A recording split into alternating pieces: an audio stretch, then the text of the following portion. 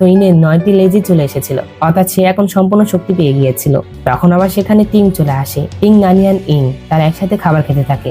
এরপরে নানিয়ান যখন Xiao street মার্কেটে আসে তখন সে সেখানে শাওচাং এর কণ্ঠ শুনতে পায়, যেটাতে সে যখন তার দিকে হাত বাড়ায় তখন নানিয়ানের হাতে আবারও সেই প্রেমের সিলমোহরটি চলে আসে। তখন নানিয়ান শাওচাং এর নাম ধরে ডাক দেয়, যেটাতে শাওচাং পেছনে মুড়ে। তখন আমরা দেখতে পাই যে হ্যাঁ, এটা সত্যি শাওচাং ছিল, অর্থাৎ শাওচাং এর পুনর্জন্ম হয়ে গিয়েছিল।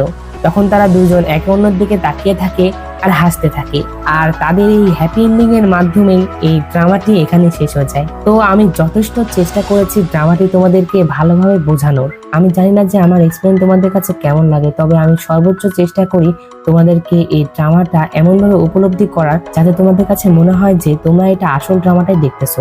তো এই ড্রামার বিষয়ে তোমাদের কিছু কথা বলি। এই ড্রামাতে প্রায় সবকিছু ছিল, যেমন দুঃখ, কষ্ট, কমেডি, অর্থাৎ প্রায় বলতে গেলে সবকিছু ছিল।